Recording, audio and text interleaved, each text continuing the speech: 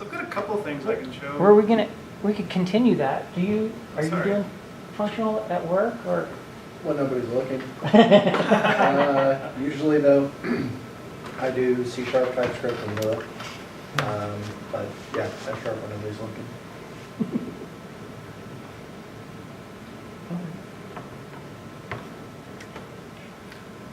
Yes, I've got a couple things I can talk to you about. One's about QuickCheck, or we can talk about more let your computer generate your stuff for you. Actually, both of them do a lot of, yes, both of them will.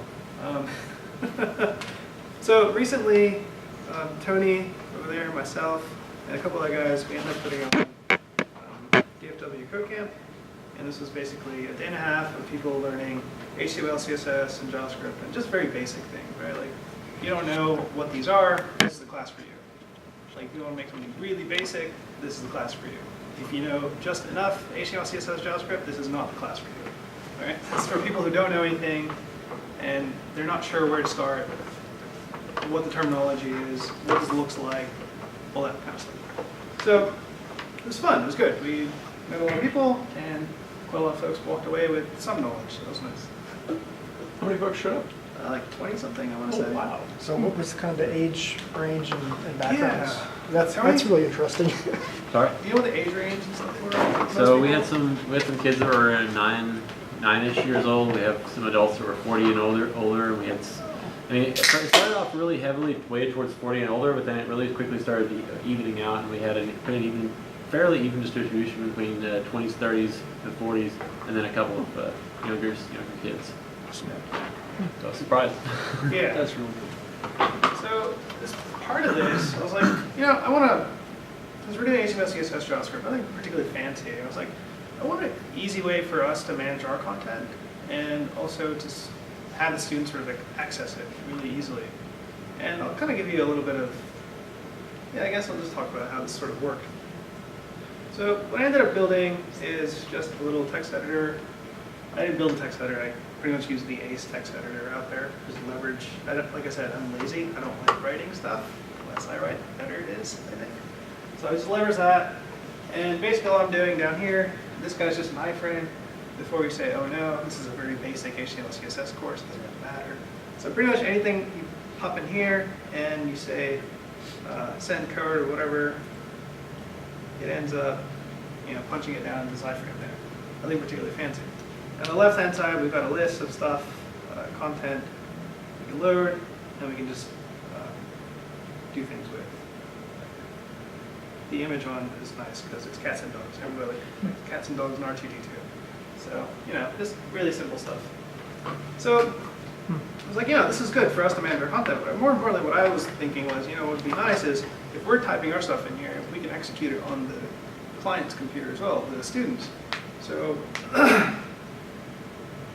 pretty much if you go to class.dfwcodecamp.com, you get popped into this sort of client window thing, and you can type stuff in here, and you can hit run. But as an instructor, if I'm over here, if I change it, I'm like, okay, we're going to move on, we're going to talk about class selectors, and I execute it here, whoever the clients are, well, students are, they get an updated version of it as well. Huh. So this worked for about 5 minutes. Code is not buggy. It's more to do with, or the program code itself is not buggy. It has more to do with network connections and managing how those stay open. And I did test enough to make sure that 20-something people behind a natted firewall are not going to have their WebSockets open constantly. And so they kept getting disconnected, random people, random times. And so that wasn't fun to deal with. So they're like, you know what? We took a break, and Tony thankfully copied all our examples. The code pen was like, here's a HTML file with a list of links. When we tell you to click the right link, go click the right link, and we'll talk about it. I wish this would have worked out. It would have been nice, but and there's stuff where if you load one, you can always send just the output, and the students get the output. Their code doesn't end up getting changed. This is all CSS stuff that's there. And a little bit of reordering functionality for us. It's like, oh, if I want to move this around, I can move this down here, et cetera, et cetera. The done just updates all of it. And then on the left-hand side, that list gets updated too. So, me being me, I was like, you know what, I'm gonna write this in Haskell. So I did. So, yeah, I ended up using the WebSocket package. I think, let me pull up the Cabal file. So these are sort of things I end up using. Base is just base. Async, which does JSON, or like, you know, to and from JSON kind of thing. Classic prelude because the base prelude sucks. Byte string, you know, blah, blah, blah, blah. All this Y stuff in warp, this is all the web stuff in Haskell, basically. And servant is a library-ish, library, I want to say, it's more appropriate to say it's a library than a framework, to do, to find sort of your web API in. Well, you showed us that a little bit last time. Yeah, so I should definitely show that a little bit last time. The servant, what you do is you specify your API in the type system. So type, blah, blah, blah, this first line saying, hey, if you just do a get on contents, I'll give you a list of content, whatever that content is. Down here saying if you type /content/ID, which must be an int, then I'll give you maybe some content for that particular integer that exists. Same thing down here, but if I delete it, it's not going to return you anything. Here it's saying if you give me some JSON content and you post it, then I might give you back some content. Down here, same thing, but put, it updates it. And then over here it's saying, hey, for this ID, contents/ID/position, if you post some stuff with it, if you post another integer, I'll swap those two. The order that's in. So this is all sort of specified in the type system. And funcily, you can sort of, your contents API or my contents API pretty much ends up being this part down here. And these are just functions that take some parameters. These take parameters that are defined in the type system, basically. So this get all doesn't take anything. Get takes an ID, delete an ID, update takes content. These two take content. The update position takes some ID and the position is supposed to be in. I'll swap those two around. So it's kind of cool how you can sort of capture the entire HTTP spec in the type system. And then your functions that they just take what you told the type system that your functions will take. What was capture? Capture is just taking in the URL. Like you put Oh, I see. content And then that's / something. going into the get. Yes. So that's like your, like other web frameworks would be like routing, like route parsing. Yeah, you or have some something. sort of router, and especially if you want to get hold of, say, your request body or something, or stuff that's inside the HTTP, you pretty much have to pull apart your HTTP request, Sure. look inside of Oh, it, right, peek yeah. inside of it, Yeah. see which headers you want, and do it whenever you feel like doing it. There's no way to sort of capture that in the type system itself. And this is kind of cool to be able to do that. Yeah. One of the awesome benefits of that is that, I'll just show you if I can.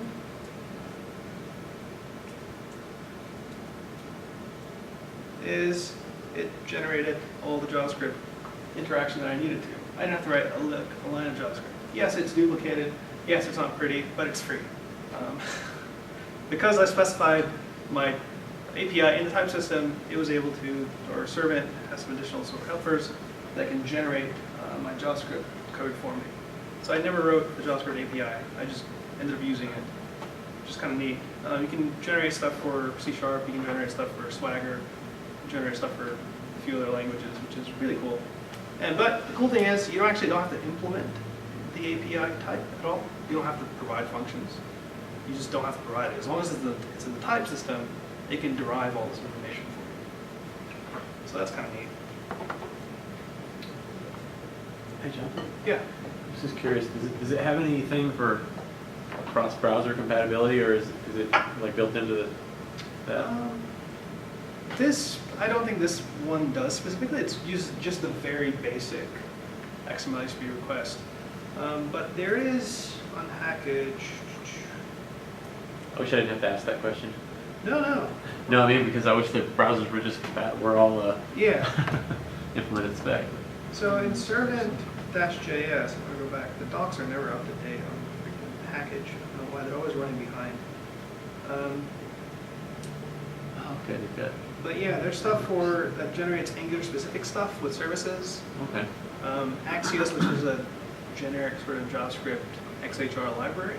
So that would do cross-browser stuff as well. or just plain old jQuery. It can generate these flavors for you, basically. So yeah, just less I have to write, the happier I am. Pretty sweet. Let's see, is there anything else? No, that was pretty much this one.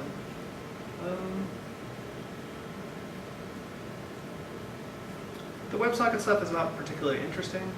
At least I don't think it is. Basically, it's like whenever I get something, I store it in Haskell is known as STM, software transactional memory.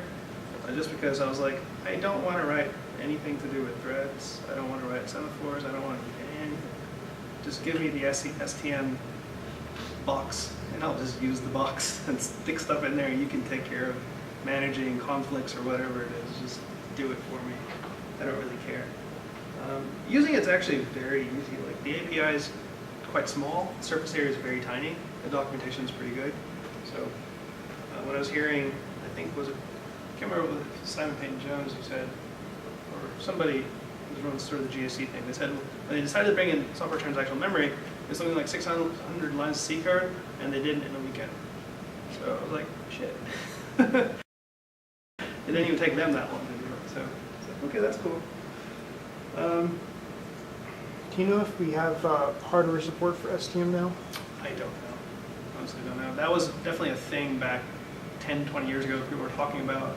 Well, Intel put that feature in chips and then took it out because of a bug. Okay. A microcode update killed it. Gotcha. Yeah, I don't know. I don't know what the status is now. That would be useful to have. But yeah. So, last thing I have is I'm writing some code. I'm like, okay, great. I have some data structures. I want to make sure that I don't take garbage. That's a problem everybody has, right? You write some stuff, you want to make sure the user doesn't pass you garbage data, or at least limit the amount of garbage they can. So I've got this address record. I'm like, you know what? Yeah, just pass some stuff to it. Just make sure it's somewhat valid. So again, I'm lazy, so I say, where'd it go?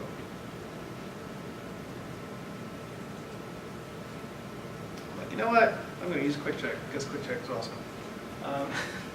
And so QuickCheck has this notion of has this arbitrary type class. If you can generate sort of a version of whatever stuff you want to give it, right? But I don't want to generate arbitrary addresses. I don't want to generate, because arbitrary addresses to me means valid arbitrary addresses. I want to create bad addresses, right? So I create this new type up there, which is just sort of like a wrapper.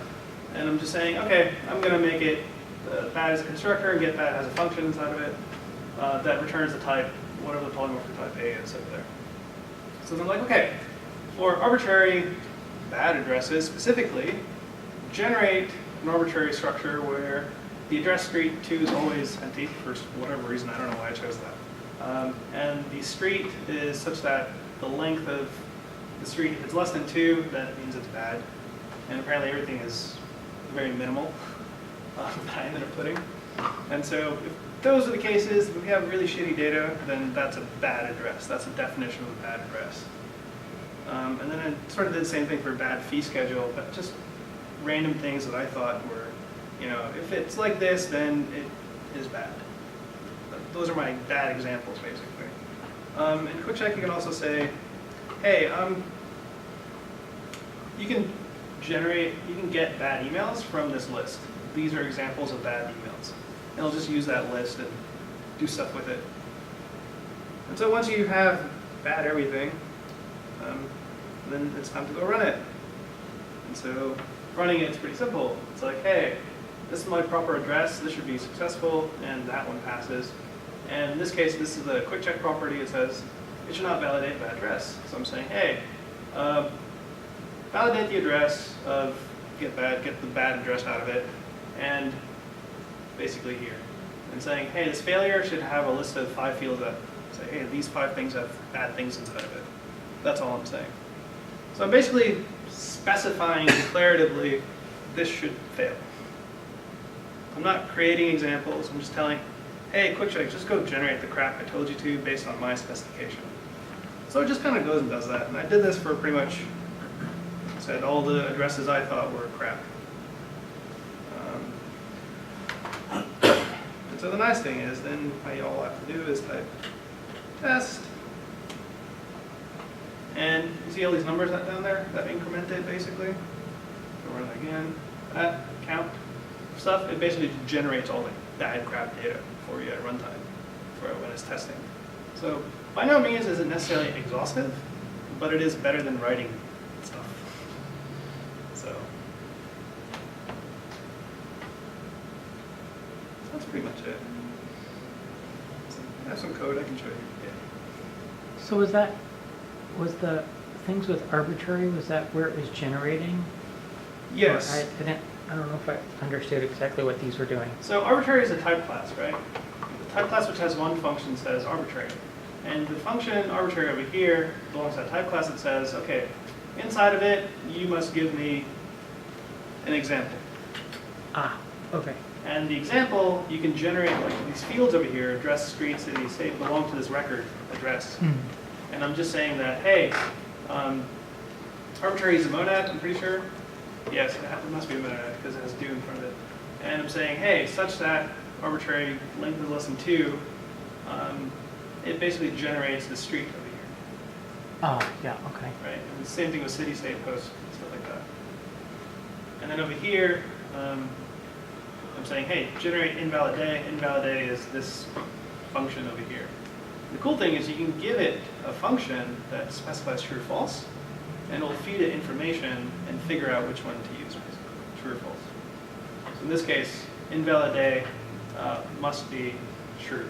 That means x has to be less than 0 or x has to be greater than 29. And those are invalid days, yes.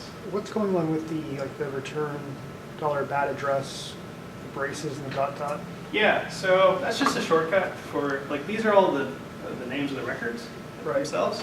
And so that's just a bit of syntax sugar, so I don't have to say fee schedule day due equals fee schedule day due. Fee schedule fee amount equals fee schedule fee amount. What is that feature? How does Record that- wildcards, that's what's called. Record wildcards, okay. Yeah, so that just saves me from typing. Is there such a thing as using instead of length less than like a you hand it like a regular expression, have it generate just a regular expression or a Generating regular generating a expressions string? is hard. Sorry, generating a string from a regular expression, just an arbitrary. Last I checked on that project, that type of thing was a very long time ago, and that example is written in Python that would only generate certain types of regular expressions because regular expressions can be Turing complete, so it might never end. Oh, that's true. So I think there was an example of there's a project, and I can't remember the name of it, but I do remember it was written in Python. I ran it on Jython and exposed it over a web service written in Python on the JVM. Wow. That was back in Cisco, and that we use that for generating some bad data basically. But I think it was limited to DFAs, directed finite automaton. I think there's some subset of regular expressions. Or deterministic, sorry, yeah, deterministic finite automaton. There are projects out there that do that, but they'll be restricted to the DFA set, for sure. I don't know if one exists for Haskell, I'm not sure. I'm looking, there's a regex, QuickCheck regex package Okay, that generates regex constrained strings for QuickCheck. okay. So You can I don't know always, how I guess I could have Googled that. you can write arbitrary functions to validate stuff. It's just a question of efficiency. If you're going to generate, Yes. if your regular expression is very targeted, Yeah. and you have to generate 10,000 arbitrary instances before one Right. passes through, then it's Yeah. going to really suck for your test performance. Yeah, so one of the issues I did run into when I was using QuickCheck and arbitrary stuff was, I was like, oh, I'm going to generate a string that's 50 characters long, and my machine just sat there generating. Yeah. Because, I didn't give it a constraint, and even the constraints you give it sometimes might be too flexible. And so it's just going to sit there and try and generate data that makes them invariant against that function that you gave it. It'll just sit there forever spinning. There's no time constraint to it, unfortunately.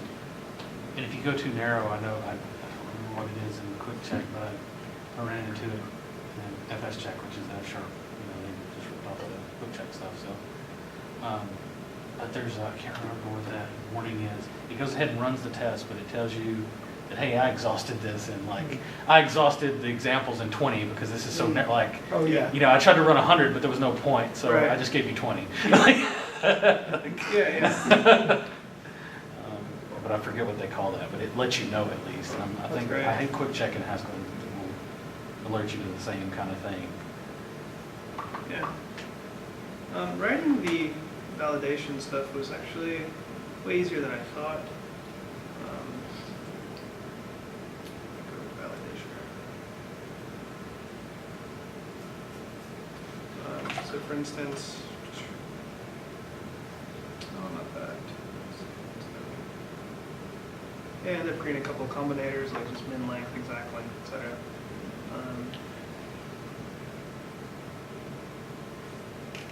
Yeah, like the phone number thing is just, hey, I'm going to take some text, the field name, and what the value is for the field, do some stuff to it. I'm going to make sure that the exact length is there, and then chain that through, find, whatever you want to call it, to this next function that says, after you've done the exact length check, then go ahead and do the, make sure it's all digits that are there. That's all it is. I ended up using the either package that has the validation functions built into it, because it's based on the either type. You know, it's either left of failure, left of bad, or right of good. But they rename it to failure and success. But I had to add a monad instance to it because they didn't support monad instances. They want you to write validation with applicatives. But with applicatives, the bad thing is you can't chain things together, and that's what I wanted to do. But writing it was that trivial. I think they don't care, so they're like, whatever, it's fine. And if you're familiar, applicatives are just basically applying functions to a data structure, and that's it. You can only do it once. You can't go back and reapply stuff. But when you're doing validation, you want to be able to apply more functions to things more than one time. Simply because you might do some simple checks first, and then you might do some complicated stuff later, stuff like that. So,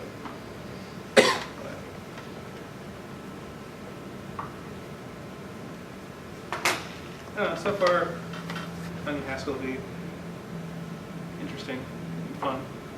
I'm using it at work, and that's very different than all the stuff I'm doing. I'm not sure. I feel like the people I work with, they're way, way, way smarter than me. And so some stuff they end up writing, they're like, hey, yeah, just give me a data structure with, and it might have a bunch of links to other data structures, and I'll just generate the entire graph of fake data for you. I'm like, damn. And it be persistable in Postgres. I'm like, damn. There's just way too much to learn. I guess these some of the, I don't know how long all the guys I work with in there. There's only 5 engineers, including myself. Well, 6 now. Some guy joined recently from Hawaii. So yeah, it's different. Like we're using persistent, which is sort of a sort of like an ORM, but not really. But kind of between data mapping and between an ORM and data mapping. It's somewhere in between. Is it like Slick, functional directed mapping? I think it's something like that. I don't know. But basically it generates everything for you, and then you just have to use it. Which is nice in some ways, but in other ways it's like, okay, you generate everything for me. How do I make all this work together? And make it work with other things that I wasn't told about. Yeah, that's the harder part. And persistence is very weird in that it only does CRUD. Comes with, So you can't have like simple transactions or anything? oh, you can have transactions.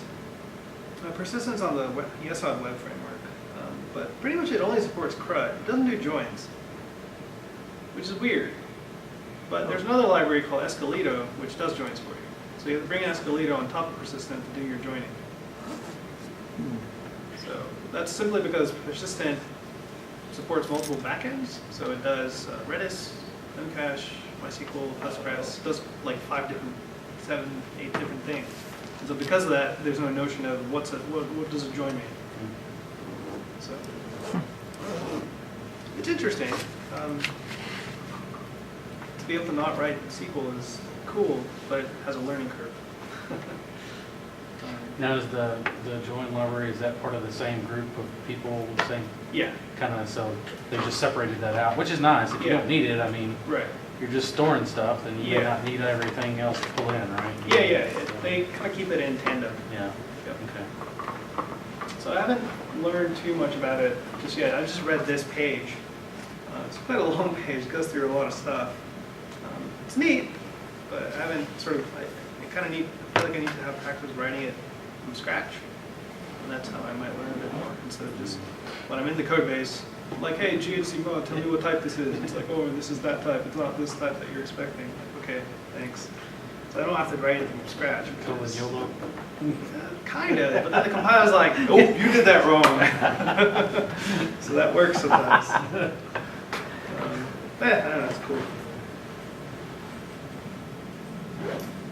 I'll leave it at that. I'll go home now. That stuff you did for the code camp, that instructor and student thing you Yeah. showed, Yep. do you have that on GitHub, or is that somewhere that is available, or? I don't have it on GitHub. I put it up somewhere. I haven't touched it in a while. Yeah, I'll put it up there somewhere. I was thinking the next evolution might be cool where if I could hook that up with some sort of container backend. For here, even, if we could type in a bunch of code and say, go run it, and it goes runs it somewhere else and brings it back in a shared environment, that'd be cool. I don't know if I'll ever have time to do that, but probably not. But wishful thinking, I suppose.